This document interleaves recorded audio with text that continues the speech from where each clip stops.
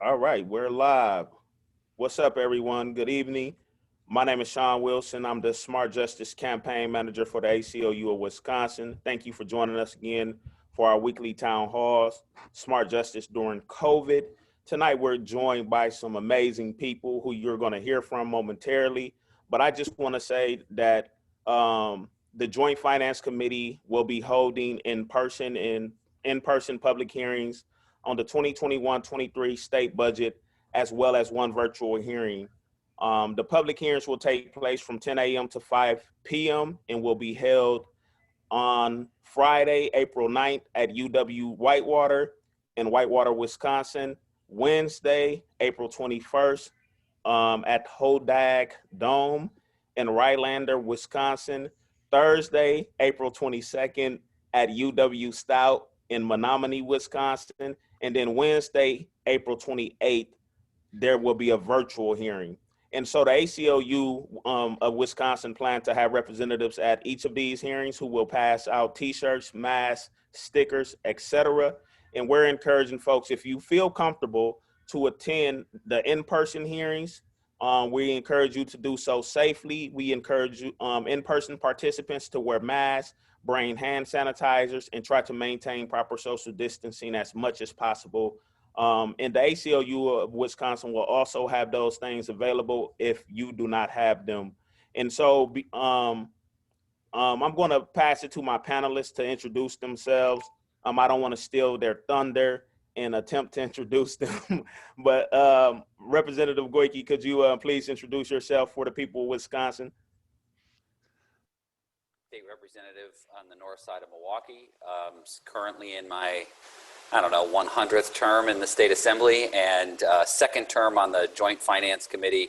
So I will be at all of those locations with all of you. Thank you for having me tonight. Thank you. Heather.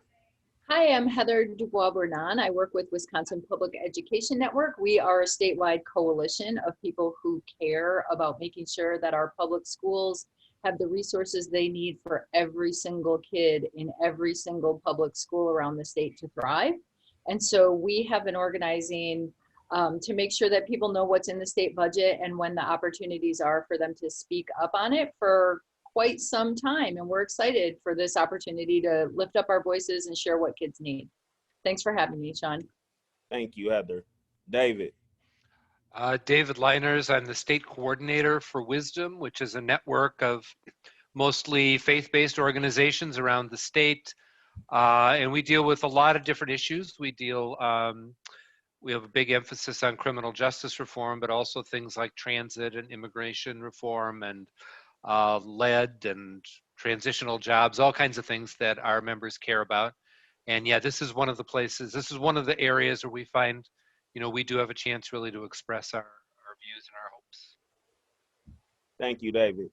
And so, without further ado, I know Representative Goyke will be leaving us a little bit.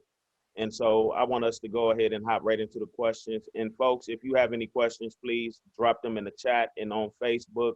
Please add them in the comment section. And my colleague, Molly Collins, will share those with me and we'll try to get those answered for you. But so I'll direct the first question to Representative Goyke. As a city member of the JFC, can you talk a little bit about what people can expect this time around during the Joint Finance Committee hearings? Yeah, thank you. Well, I think you can expect that it will be different.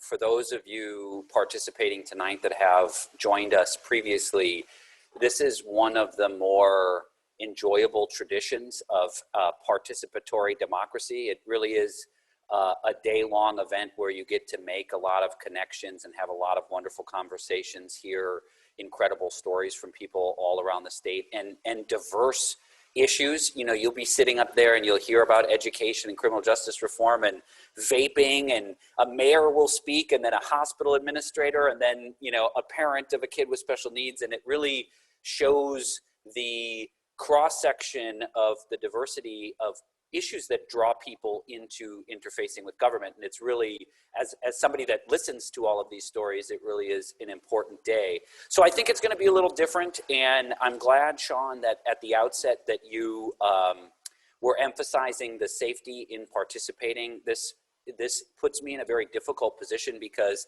gathering indoors in large numbers is not the safe, we should still be avoiding this type of environment, but also participating in democracy and telling your story is also critically important. So for those folks that are going to come, be safe, wear a mask. I think that the places, especially the 2 hearings that are in the UW system buildings, will adhere to UW system protocols. So I expect a large room like normal. I expect somebody to use several rolls of tape, putting X's and squares all over the floor. I expect chairs to be spread out. These events can be 6, 7, 8 hours long. I expect it maybe to be almost a little longer. Pack a lunch, charge your phone battery, a tablet for your kids, or bring some books. Sorry, Heather, bring some books and activities for your kids to do.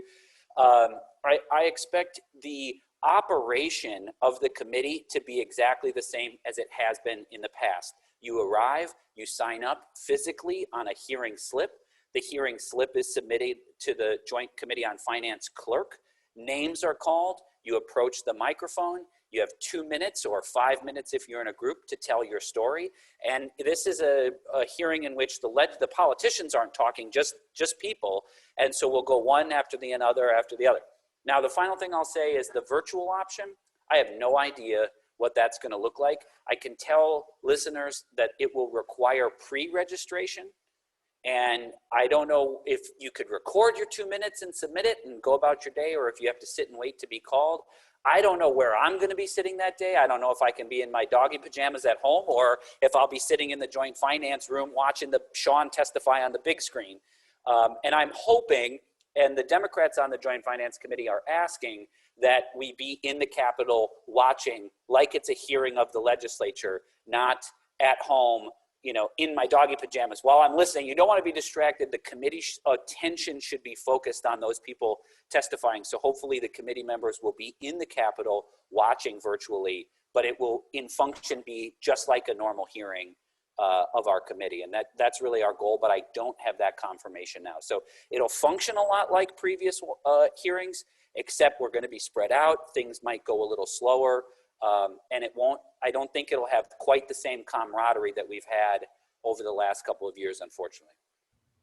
Thank you, Representative Goyke. And as you all heard, folks, not only should you pack a lunch, but you should also grab a Snicker, because we're going to be there for a while. And so moving on to David and Heather, either one of you can answer this next question. So both of your organizations have turned out people during the last budget cycle to testify. Can you talk a little bit about how you have had to pivot as a result of us being in a global pandemic? Representative Goyke spoke about the camaraderie during this entire process. And so could you talk a little bit about how you all have pivoted, and what are you telling your folks as we gear up for the JFC hearings? You want to go ahead, Heather? Or? Okay. So we're going to have people going. I think there's a few things we're doing, is saying certainly anybody should feel free not to go. Like, we're not putting any pressure whatsoever on our members that you need to do this. So I think we'll have a lot fewer people testifying than in other years. I think we also want to take advantage of the fact that it may be a long day, but it's kind of predictable. So, when people come and they get in line and you get your number, you can tell where they're at.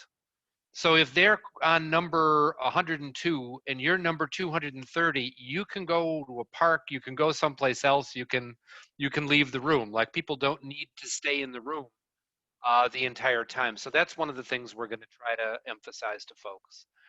Another thing we've always done is to try to encourage our people, especially people who are going to be talking about similar things, to try to register back to back to back and then consult with each other. Because if you only have 2 minutes and you want to say everything there is to say about transit funding, you're going to get very frustrated. But if there's 2 or 3 of you and you each kind of tell your own piece of the story, I think it makes it more interesting. We always kind of try and tell people that it's tough for these guys to pay attention for, 7 hours in a row to people talking. So be sure to be interesting. Have some, include yourself in it one way or another. Why do you care? No matter what, that needs to be part of what the 2 minutes are. But one of the things we try to do is see if we can get some of our folks to go back to back to back so they can sort of build on each other's stories. But I think the big thing is, when we come, get your number, don't clump together, and that we don't all need to wait in the room. It's nice to hear the other folks, but I think that we need to also say, if it's going to be an hour or two, you have a chance to kind of get out, get some fresh air, go someplace else. So those are just a few thoughts to start with. Thank you, David. Yeah, I'd really underline the point that David made about coordinating with other people who share concerns about your issues to make sure that you do maximize that short 2 minutes that you'll have to testify to get all of your points across. We also really strongly encourage people to avoid just giving a list of facts or grievances, but really get to the heart of why that issue matters to you. What part of your story can no one else tell? That really gets to the heart of why this issue is important and what the change you seek would mean to your kids, your family, your community, your public schools, whatever, wherever it would be most impactful. Because the committee members need to hear that. And so does the rest of your community. And so public hearings like this are an opportunity not just to be heard by decision makers right in front of you at the moment, but by others who share your concern. You can amplify your testimony by having a friend take a selfie video, with you while you're giving your testimony, or share out the link to the Wisconsinite footage after you're done, or turn it into a letter to the editor. Amplify that, get it out, make an appointment with your own lawmaker who's not on the Joint Finance Committee, because they're going to be voting on this budget too. And it's really important that we speak widely when we share these concerns. Our folks are nervous about participating in face-to-face public hearings. They are not happy that the Joint Finance Chairs decided to hold 3 in-person hearings in rather far-flung locations that are very distant from most metropolitan centers in the state and are kind of hard to get to. That means a very long day of driving and waiting around for a prolonged period of time in an unsafe environment. I think that is very concerning. People are already nervous in advance that there's not going to be enough slots on that one virtual testimony day. And so we've really been, first of all, trying to do whatever we can to lobby for more virtual hearings. We should have a whole full week of all full day virtual hearings so that everybody who wants to speak up on this budget across the state does have time to, make an appointment and try to be heard. That would be wonderful if we could arrange for something like that. But if we can't, know that there are other ways you can get your testimony in. The committee has set up a portal, which we have linked in the chat here and is also on our website, wisconsonnetwork.org/budget. And there's also an email address, and there's no limit to how long your written comments can be. And so it's a great idea to consider supplementing the 2 short minutes you have to testify orally with the longer or more nuanced concerns that you might want to share in writing. So those are a couple of the tips that we've been giving people. And despite these barriers, I do think we can count on people to share their concerns because there's much to be concerned about at this moment. And the challenges facing our kids in their public schools have never been greater. So it's never been more important to take time to speak out. Thank you, Heather. Representative Goyke, so I've been receiving a lot of questions from a lot of folks. A lot of folks have asked me, how are the locations decided? And why are these locations that are currently that are currently decided so far from southeastern Wisconsin, area here in the state that is hard hit by some of the budgetary items that are going to be discussed and decided on as we go through this process? Could you talk a little bit about that, or give the folks some insight about that? Yeah, so the co-chairs of the Finance Committee have the discretion to schedule the hearings where and when. So it was ultimately, it's not a vote of the committee. We're not submitting options to, we did not have a debate on this. This is the discretion of the co-chairs, Representative Bourne and Senator Markline. I will also add, however, one thing to consider is that some of our larger municipalities still have in place public health orders restricting the number of people that can gather. And so I don't know that they could lawfully hold this type of hearing or gathering in certain of our cities. Now, I'm not saying that with absolute legal certainty, and we don't know that, maybe by the end of April, those orders would not be in place. But the co-chairs have said that that was one of the considerations that they took into account. And I'm not defending them. I agree that if you add up the population of the city of Whitewater, the city of Rhinelander, and the city of Menominee, together it isn't 50,000 people. So altogether, that's less than my entire legislative district, and I'm one of 11 in the city of Milwaukee. So I acknowledge that these are not easy to get to. They don't have convenient public transit, and for the folks that can't get there, I encourage the virtual option. So I'm about to jump off to get to another conversation about the budget and what's in it. The last thing I want to leave listeners with is something that Heather said, which is to use the joint finance testimony as also as a basis to contact your legislator. Let me kind of pull the curtain back on how the Capitol works. Every member of the legislature, Republican, Democrat, Senate, or Assembly, has some say in the budget. Ultimately, she or he will have to take a vote, yes or no, on the final product. And how the caucuses often structure the Joint Committee on Finance usually has what we sometimes refer to as budget buddies. So let's say that you're represented by Barbara Dietrich in Oconomowoc, a Republican in Western Waukesha County. She's not on the Joint Committee on Finance. She has an assigned budget buddy on Joint Finance so that if you can connect with your representative, even though they're not on the committee, you can ask them and advocate that they take that issue and elevate it to their partner on the Joint Finance Committee. So that's an easy ask. That's like talking to your coworker or talking to your cousin or something. Right? I mean, like you can advocate through your member of the legislature, even if they're not on Joint Finance. The Democrats, we don't really have structured budget buddies because we're one big dysfunctional family. So we all just kind of talk and yell at each other the whole time. So if you're represented by a Democratic representative, that's not one of the four of us Dems on the committee, they are probably going to call me late on a Sunday night on my cell phone and talk about how Sean Wilson was talking to them about criminal justice reform and ending mass incarceration. I'll say, yeah, that's great.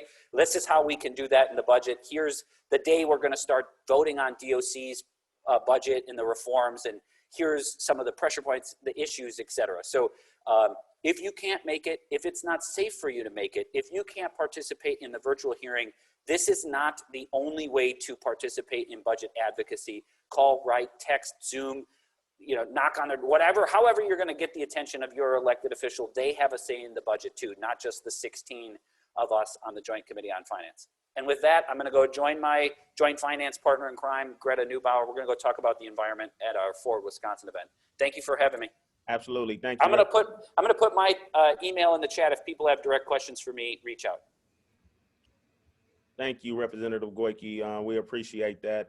I did have another hot question for you, and this one was mentioned to me from David Leiners. Maybe you can answer that question, or not necessarily answer that question, but tell your colleagues if we do the virtual, if they are doing the virtual, to keep their camera on. No playing solitaire while Trust folks me. are testifying. What I said earlier is I want legislative butts in legislative chairs in the Joint Committee hearing, sitting there watching. Right, and I agree. No screen time for legislators either. So my commitment is to not be in my pajamas at home with my screen turned off, playing solitaire.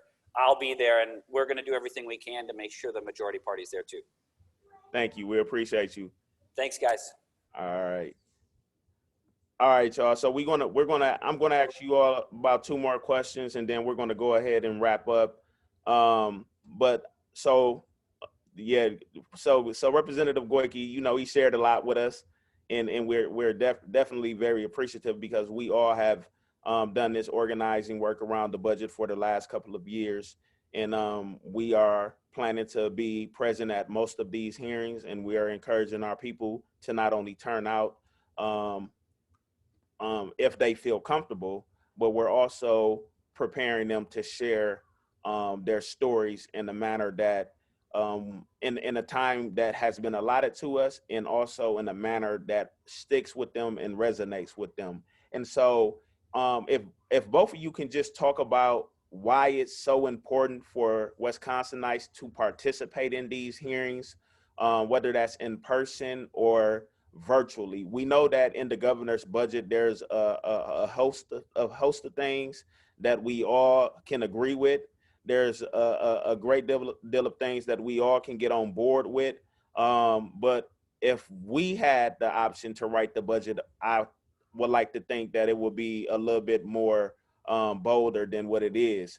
But could you all just talk about, some of the things that are in the governor's budget that, your organizations are advocating for and are going to be sharing stories about why it should be passed and not stripped, and why, Wisconsinites in general should participate in these hearings and why they should continue to engage in this process long after the budget hearings have concluded. Heather, you want to kick us off? Yeah, I'd love to. This budget is huge for kids in public schools. The budget that the governor has put forward isn't just a budget that kind of dreams big about what would be nice. It responds directly to the most pressing needs that we have heard at these hearings around the state for the many, many years. Wisconsin currently underfunds its public schools to the tune of a $3.9 billion gap since 2011 spending levels. Districts spend over $1 billion a year just on unreimbursed special education costs. And this budget helps fill some of those holes. It frees up money that can go into classrooms for programs, for much needed services, for the mental health supports that our kids desperately need coming back to school after this pandemic, and really addresses a lot of these priority areas. The special education reimbursement rate, increasing that to 50%, is a huge step toward funding equity and making sure that all districts have the resources they need to serve all students. And it's just the right thing to do. We are at a moment where kids are really struggling, districts are really struggling, and it's a moment where we could choose to let our gaps get wider and wider, or we could choose to start closing them up. And that's what we really need to press our lawmakers to do in this budget. The other thing I think is so important about securing adequate funding for kids in schools, and making sure that lawmakers know what our priority concerns are, is that there's often a really big distance between what the people ask for in these hearings and what the people get at the end of the budget cycle. The Joint Finance Committee is a really, really powerful committee. They can adopt the budget that's on the table, or they can throw it in the trash can and start over from base and basically write their own thing. And what they do at the end of the hearings, in that space where they have the room to revise and revisit the budget, is shaped in good part by how much pressure they felt going into that process. And so making sure that they have adequately heard from people is absolutely critical, because if they don't hear from us, they think we don't care. And if they think we don't care, then they can basically get away with doing whatever they want in terms of putting forward a budget that wouldn't meet our needs. And so it's really critical to be informed, to speak up, and to just make sure that the priorities of the people become the priorities in the budget that gets passed into law. Thank you, Heather. So I would just first of all say yes, everything Heather just said is important. I just a couple of points.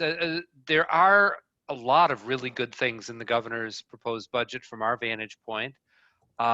Certainly in criminal justice, there's three things that taken together are going to move us tremendously far forward in criminal justice. One is a huge increase in treatment alternatives and diversions, which would keep people out of prison and out of jail actually in the first place, like lots, like thousands a year. And then you've got an increase on the back end of alternatives to revocations.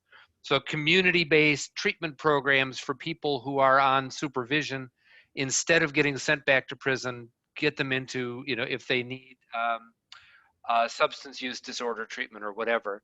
And then there's a big increase in a program called the Earned Release Program that will allow like an extra 1,000 people a year to get out of prison a year or 2 years early and much better prepared for the world than they would have been otherwise had they just sat there for their extra years.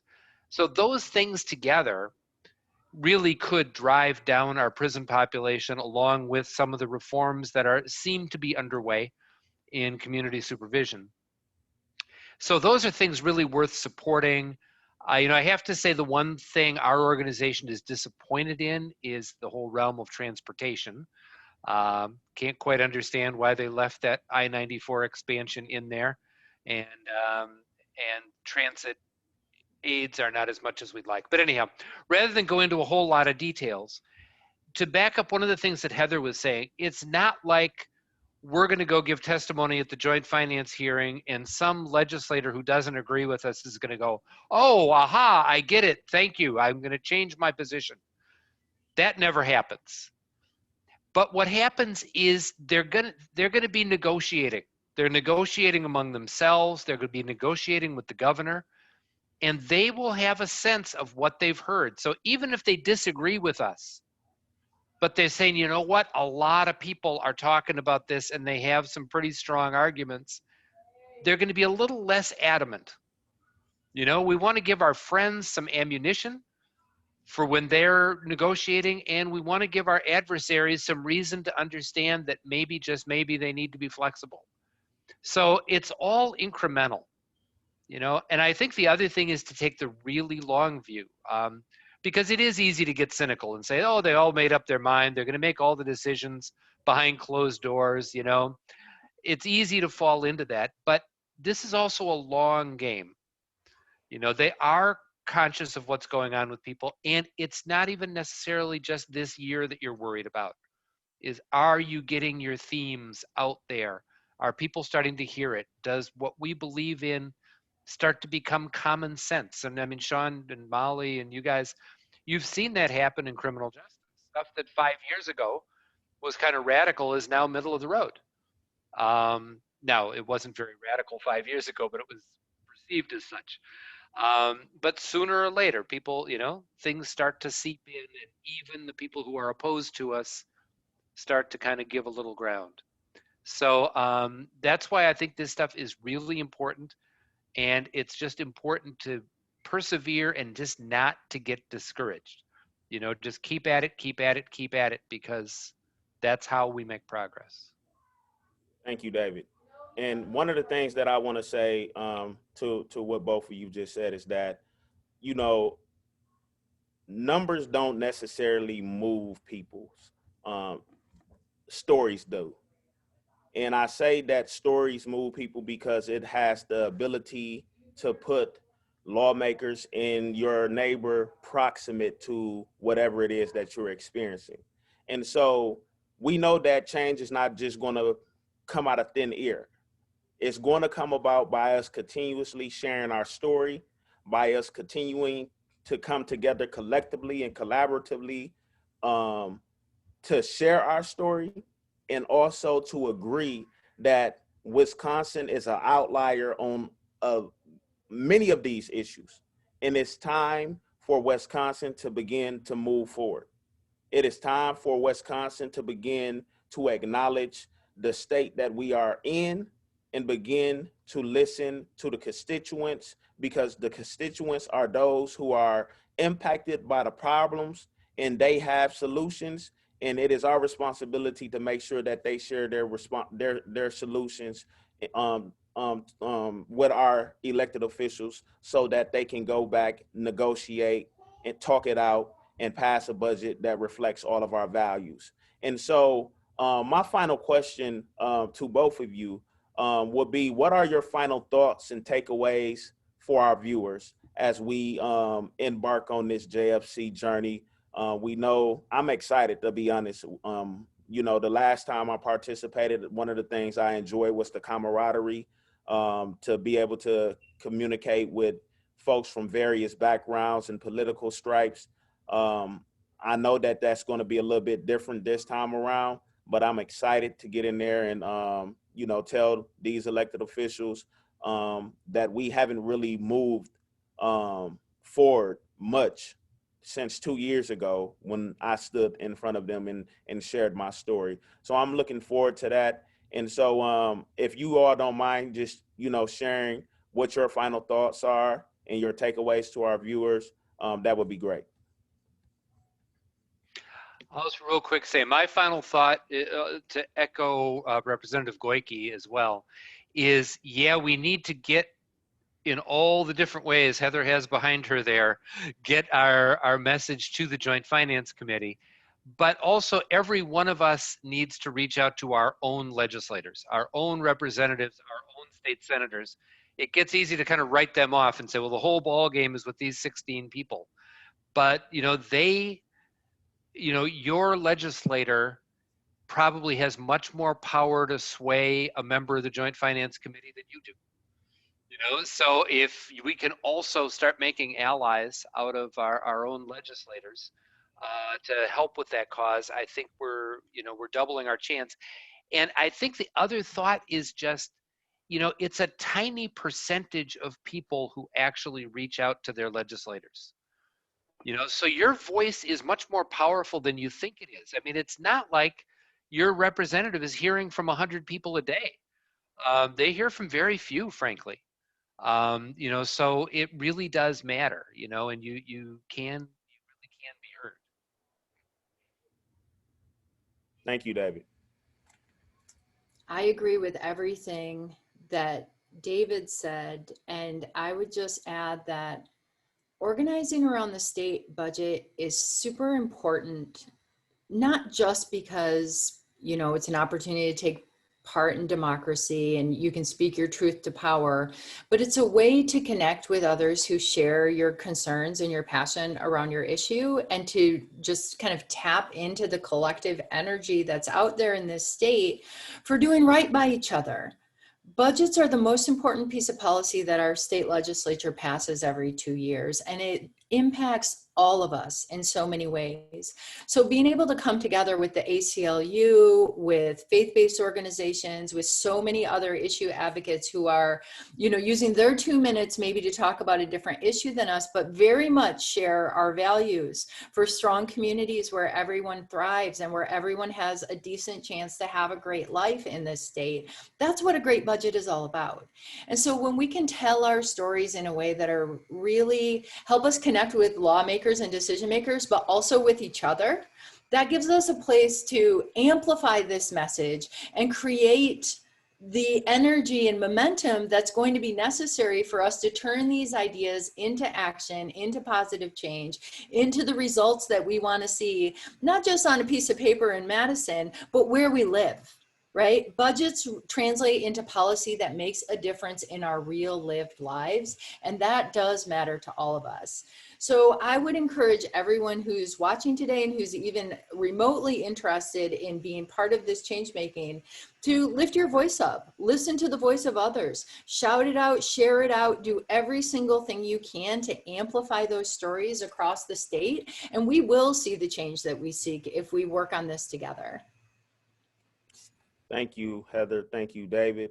I appreciate you both, and I'm very grateful that the ACLU of Wisconsin, that we have been able to collaborate with you all and organizing and turning folks out for these hearings and providing folks with the tools that they need to go in there and speak their truth. And folks, tomorrow night at 6:30. So tomorrow, Thursday, March 18th at 6:30. Join us for a testimony storytelling workshop where you can learn how to develop your testimony for the JFC hearings, for the Joint Finance Committee hearings. My colleague Molly Collins is going to drop the link to register for this workshop in the Zoom chat, and she's also going to drop it in the Facebook chat as well. So if folks want to learn how to develop and craft an effective story to share out to their elected officials, please join us tomorrow night at 6:30 to 8 p.m. where you will get all of these tools, and continue to follow us on our social media platforms, ACLU Facebook, Wisconsin Public Education Network Facebook, Wisdom Expo Facebook, because we're going to continue to apply pressure, and we're going to continue to beat the drum until change is manifested here in the state of Wisconsin. Thank you all for joining us tonight. Thank you to our viewers. Thank you to our panelists. And again, thank you to Representative Evan Goyke for joining us and providing those insights for us. Have a good night, folks, and hopefully we'll be able to see you at the in-person JFC hearings or the virtual, whichever one. Be well.